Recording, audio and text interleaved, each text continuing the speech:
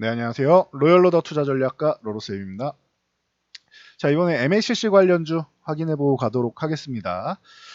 자, 요즘에 무역협상 1단계 기대감이 있다라고 말씀드렸는데, 대체 무역협상이랑 이 MLCC 관련주랑 뭔 상관인가요? 이렇게 질문하시는 분들이 꽤 많으시더라고요. 기존에도 설명을 드렸었는데 다시 한번 확인해드리고 가고요.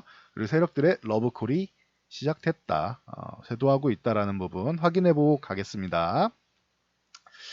자, 먼저 삼성전기 실적이 사실은 이 4월에 합의문 작성하고 있었잖아요. 4월에 합의문 작성하고 5월에 미중 무역 협상이 합의가 되면은 글로벌 경기 회복 기대감 오면서 3분기 정도부터는 그래도 업황이 좀 턴어라운드 되지 않겠느냐, 뭐 이런 생각을 갖고는 있었습니다. 근데 뭐 4월 중국의 GDP 발표가 잘 괜찮게 나오면서 지준율 인하하고 장기전으로 돌입한다라고 했죠. 그래서 더 늦어진 거죠, 지금 합의되는 게. 그러면서 이제 한 번에 빅딜로 해서 큰 합의를 보는 게 아니고, 완벽한 합의가 아니고 이번에는 1단계 한 60% 정도 규모의 뭐 합의를 이루겠다라고 하는데, 1단계 합의 요 정도가 이제 대화의 시작이 되고 이제 2단계, 3단계 정도까지 나가지 않을까 싶습니다. 그래서 2단계가 연말까지 되면 제일 좋고, 아마 내년 초까지 협상을 할 가능성이 있지 않나라고 보입니다. 일단 1단계부터 해서 대화가 꾸준히만 이어져도 충분히 가능성은 있다. 그래서 2단계 합의가 대화가 되는 게 중요한 게 뭐냐면은 12월에 중국에 이제 추가 관세가 부과되는데, 이 부분이 철회가 되거나 또뭐 연장을 할 수 있겠죠. 그러니까 중요하다. 자, 그러면은 MLCC가 대체 뭐냐? 여러분들 계속 말씀드리는데, MLCC라는 것은 전력 댐 역할을 한다라고 이제 간단히 소개를 해드렸는데, 지금 그 스마트 기기라던가 스마트폰, 뭐 아니면은 뭐 노트북, 아니면은 전기차, 뭐 앞으로 뭐 자율주행차 등등 이렇게 전력 소모가 많은 제품들이 나온단 말이에요. 이 제품들의 전력을 일정하게 유지해 주는 겁니다. 일정하게 전력을 공급할 수 있도록, 뭐 한 번에 뭐 전력이 이만큼 갑자기 올라가면 한 번에 팍 누르는 게 아니고 서서히 서서히 이렇게 전력을 맞춰서 일정하게 유지할 수 있도록 유지해주는 전자 부품이다라고 생각하시면 됩니다. 그래서 뭐 기존의 무라타 제작소가 뭐 40%에 육박하는 점유율, 그리고 다이오유된 뭐 TDK, 그리고 삼성전기가 24%를 2위다라고 말씀드렸죠. 그래서 삼성전기를 빼놓고는 얘기할 수 없다, MLCC 업황은. 이렇게 말씀을 드렸습니다. 근데 이 MLCC가 그렇게 호황이다라고 2017년까지 그렇게 좋다라고 말씀을 드렸는데, 뭐 계속 나왔는데 신고가 달성한 다음에 이중천장 짓고 그냥 뭐 하락 추세로 아예 돌입을 해버렸죠. 이게 경기랑 굉장히 관련이 깊다라고 말씀드렸죠. 일단 스마트폰. 자, 스마트폰 쪽은 이제 성장세가 꺾이고 있다라는 얘기가 나오고 있죠. 성장세가 꺾이고 있다. 삼성 뭐 실적만 봐도 기존에는 스마트폰 신규 기종이 나오면은 신기종이 나오면은 교체를 해야 했어요. 오죽하면 뭐 중국에서 갤럭시 노트를 사는 게 뭐 내 꿈이고, 마사지 같은 거 하는 마사지사분들이 내 꿈이고 이걸 사기 위해서 나는 이렇게 힘든 일을 해도 하나도 힘들지가 않다, 뭐 이런 얘기까지 나왔었잖아요. 인터뷰도 많이 나왔죠. 그래서 신기종이 나올 때마다 교체하는 게 유행도 됐고 했는데, 이제는 다들 스마트폰을 들고 있잖아요. 그리고 대부분 다 플래그십 좋은 기종을 젊은 층은 가지고 있단 말이에요. 이게 특별한 게 아니에요. 그러니까 굳이 이걸 교체할 필요 있나? 스티브 잡스 있을 때는 뭔가 혁신적인 제품이 나오는 이런 상황이었는데, 이제 그닥 혁신 같은 느낌이 별로 없다. 음. 그러면은 하드웨어 스펙만 올라가는데, 내가 게임을 하거나 뭔가 다양한 고사양 스펙의 기능을 사용하지 않는다면은 굳이 스마트폰을 신기종으로 교체할 이유를 못 느끼는 거죠. 빠른 교체를 할 이유가 없는 거죠. 그러니까 성장세가 둔화가 되는 거죠. 덜 판매되기 시작하는 거죠. 그러니까 자연스럽게 해당 시장이 줄어들고 또 중국에서 삼성전자 같은 경우는 삼성 같은 경우는 뭐 현대도 그렇고 롯데는 아예 나왔죠. 사드 보복을 하면서 삼성 스마트폰 안 팔리잖아요. 지금 중국에서 안 사요 중국인들이. 뭐 샤오미, 화웨이, 오포 뭐 이런 본인들 이제 자국 핸드폰을 사지 삼성 걸 사지 않아요. 그러니까 성장세가 굉장히 둔화된다 모바일 쪽으로. 그래서 이 부분에 대해서 꾸준히 언급을 드렸어요. 이러다 보니까 MLCC 업황이 굉장히 어렵게 흘러가는 것이다. 거기다가 전자기기 쪽으로 해서 뭐 반도체 업황도 뭐 함께 뭐 힘들고 경기도 부진하고 그래서 좀 어렵게 흘러갔었는데 지금은 조금 달라졌다. 서두에 언급드렸듯이 미중 무역 협상 가능성이 높아지면서 삼성전기의 업황 회복 기대감이 높아지는 거죠.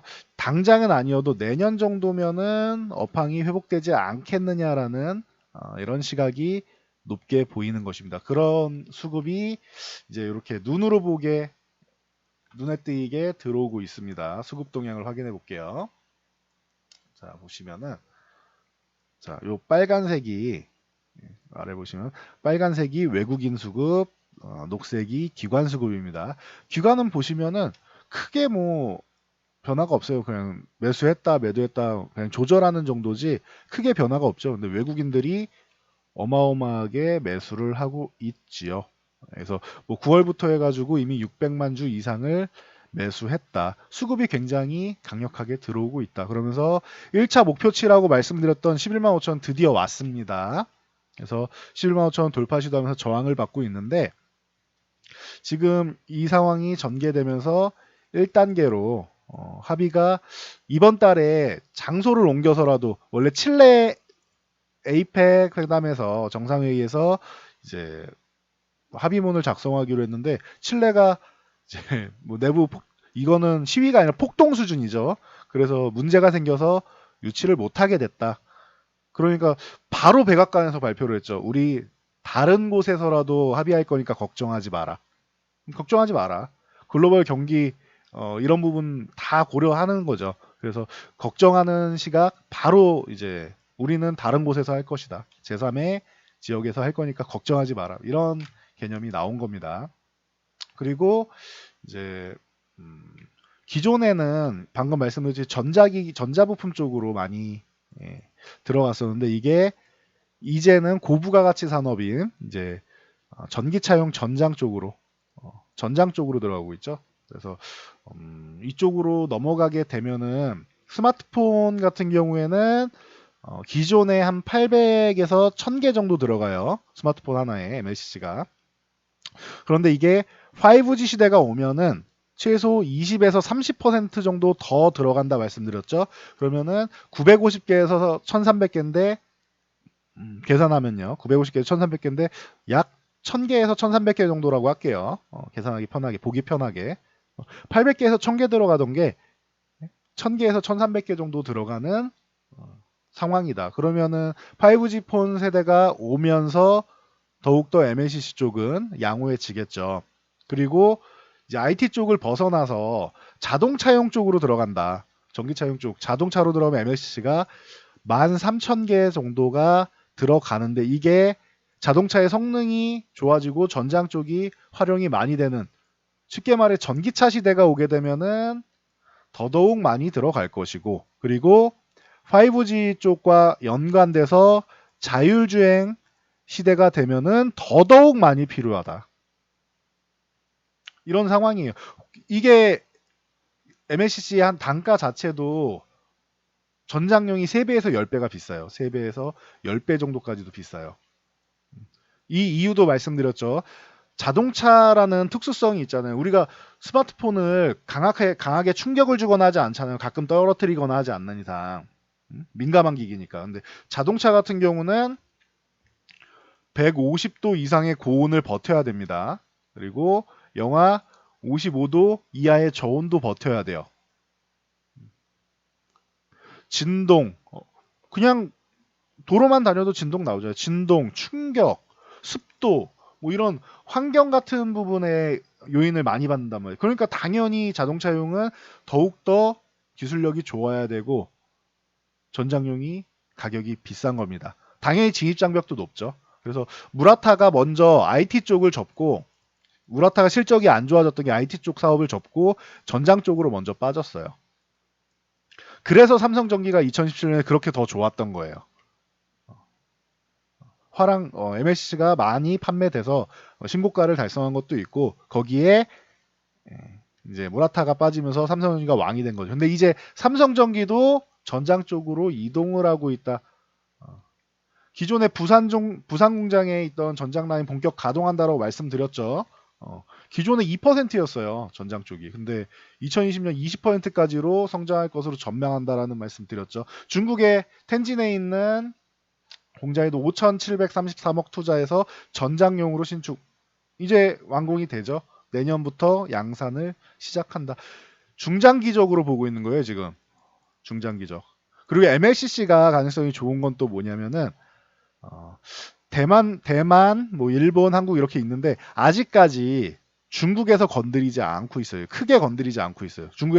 중국 뭐 제조 2025에 메인에 MLCC가 들어가 있지 않아요. 그래서 이 부분에 대해서 중국에서 또 어마어마하게 뭐 투자를 해가지고 들어온다. 그러면 우려감이 나오는 시선은 있겠지만 그래도 진입 장벽이 높다. 안전에 관련된 거잖아요. 특히 전장용 같은 진입 장벽이 굉장히 높죠. 그러다 보니까 뭐 모바일 쪽, IT 쪽은 중국이 뭐 가져가더라도 전장용은 진입 장벽이 높다. 라는 부분 알고 계시면 될 것 같아요. 그래서 삼성전기 1차 목표치 11만 5천 원인데 여기까지는 잘 와줬습니다. 다음에 만약에 이 구간을 좀 살짝 쉬어갈 타이밍이 오긴 했는데 만약에 11만 5천 원 요 구간을 잘 돌파해 준다라고 하면 다음에는 14만 원, 그 다음에는 16만 원 정도까지는 볼 수 있을 것 같습니다. 일단은 뭐 돌파할 경우죠. 그래서 참고하시면 되고요. 가능성은 이제 나왔다고 봅니다. 미중 무역 협상에 1단계 합의하고 사인 서명을 하면은 그러면은 더 이제 기대감을 모으지 않을까 싶어요. 글로벌 경기 회복에 대한 참고하시면 될 것 같고, 자 사마 콘덴서, 사마전기에 뭐 전해질 콘덴서를 제한 모든 콘덴서를 생산하고 MLCC도 당연히 생산을 하고 있고, 스마트 그리드 쪽에 전력용 콘덴서도 기대감은 있다라고 말씀드렸는데 미중 무역 협상이 뭐 지연되면서 경기도 안 좋으면서 계속 안 좋은 모습을 보였습니다. 이제 조금씩 회복되기 시작했어요. 52,000원 이 구간을 넘어가느냐가 굉장히 중요합니다. 49,000원은 가급적이면 이탈하지 않는 게 좋고요. 이제는 그래서 이 짧은 구간에서 뭐 살짝 이탈하더라도 빠르게 회복해줘야겠죠. 49,000원은 이 구간에 21선이 있으니까 빨리 가고 싶으면 이탈하지 말라는 거예요. 결국 돌파는 될 거라고 보는데 움직임이 빠르게 올라가느냐랑 천천히 느긋하게 올라가느냐랑 다르잖아요. 빨리 올라가야지 지금 주도주들 엄청나게 좋은 상승 보이고 있는 거 보이잖아요. 반도체 관련주들. 그렇죠. 바이오 쪽도 마찬가지고. 그런데 MSC가 조금 후발주 쪽으로 생각이 되는지 아직까지는 좀 약해요. 그래도 수급은 충분히 개선되고 있다라는 거 보시면 되고요. 최근에 보시면은 기존에 안 좋아서 그렇지 최근에는 외국인이랑 기관이랑 큰 물량은 아니어도 일부 물량이 매수가 들어오고 있다라는 거 보시면 될 것 같아요. 어마어마한 물량까지는 아닙니다. 삼성전기만큼의 큰 물량은 아닌데 그래도 수급이 개선되고 있다 보시면 될 것 같고, 뭐 아모텍 같은 경우도 마찬가지로 이쪽은 뭐 5G 쪽 안테나 쪽하고 같이 기대감이 있으니까 참고하시면 될 것 같고, 잘 올라오고 있어요. 지금 24,500원 돌파가 굉장히 중요한 구간이다. 여기를 돌파하면은 더 좋아지지 않을까 싶습니다. 참고하시면 될 것 같고요. 돌파하게 되면 그냥 뭐 편안하게 들고 갈 수 있는 거죠. 그리고 대주전자재료. 자, 대주전자재료 같은 경우 기존에 2만 원을 유지해줘야지 강세가 유지되고, 그래 18,000원만 이탈하지 않으면 나쁘지는 않다는데 이거 이탈하면은 안 된다라고 말씀드렸죠. 이탈하니까 밑에서 벅벅 기어다니면서 한 달 보름 동안이나 이렇게 있었죠. 다행히 이제 18,000원을 올라왔습니다. 18,000원 유지 굉장히 중요하고요. 18,000원 위쪽에서 이제 22,000원 1차 저항 22,000원까지 먼저 달려가야 됩니다. 그리고 22,000원을 돌파하면은 그 위쪽으로 한 4,000원 단위 정도로 보시면 된다. 그럼 26,000원, 3만원 이런 식으로 보시면 되겠죠. 일단은 22,000원까지 가서 돌파를 해야 됩니다. 18,000원 유지해야 되고 참고하시고 코스모신 소재 이거는 뭐 전기차 쪽하고 뭐 양쪽 다 볼 수 있다라고 꾸준히 말씀을 드렸죠. 대주전자재료도 마찬가지고요. 그래서 뭐 양극재랑 뭐 MLCC 쪽 양쪽 기대감이 있다라고 말씀을 드렸는데 이제 증자 나오면서 지금 뭐 하락돼 있습니다. 7,000원권에 있는데 7,000원 중반 중후반에 있는데 이 종목은 7,000원 중후반은 지금 어느 정도는 잘 버텨주고 있어요. 그럼 9,000원을 넘어가느냐가 중요할 것 같아요. 9,000원만 넘어가면은 적어도 최악의 약세 구간은 넘어가는 거고 좋은 건 아니에요. 약세 구간은 넘어가서 한숨 돌리는 정도의 9,000원 위쪽에서 유지해주면 그리고 나서 원래 12,000원 위에 있어야지 강세 구간으로 가는 겁니다. 그러면 갈 자리가 굉장히 멀죠. 그래서 저라면은 바닥권에서 이 구간에서 저점 매수를 하는 것도 방법이 될 수는 있지만 미래를 생각하고 들어가는 것도 방법이 될 수는 있지만 속도를 생각한다면 9,000원 회복될 때 보면은 조금 더 빠른 속도가 될 것이라고 생각합니다. 저항을 돌파할 때 들어가는 게 좋다라는 건 꾸준히 말씀드렸죠. 최근에 HLB 생명과학만 봐도 예를 들어 드리는 겁니다. 17,000원 돌파하는 이날 말씀드렸죠. 저항 돌파할 때 기존에 상승했어야 되는 부분이 본주는 HLB는 상승을 했는데 HLB 생명과학은 그동안 하락했던 부분을 회복하는 데 그쳤다. 사실 이 부분은 임상지연이라는 이슈 때문에 밀렸는데 사실 임상지연이 아니라 성공적이다라고 지금 에스모에서도 발표되고 있으니까 여기까지 올라온 건 자연스러운 거 기존 주가까지 밖에 안 된다. 상승 이 임상 성공에 대한 프리미엄을 받으려면 17,000원을 돌파해야 되는데 이 구간 돌파하면서부터가 진짜다. 17,000원 돌파하는 날 오히려 HLB가 아니라 이제는 HLB 생명과학 매수하셔야 된다라고 말씀드렸고 강한 모습 나왔죠. 이 정도로 강하다는 건 아니에요.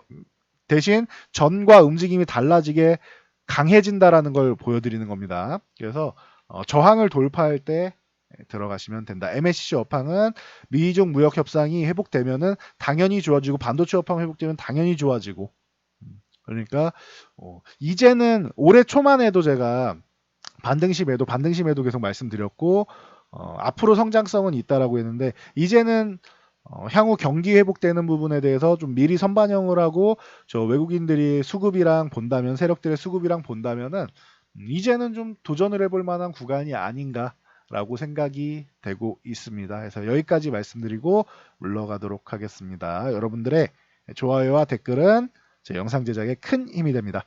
모두 성공 투자하시기 바랍니다.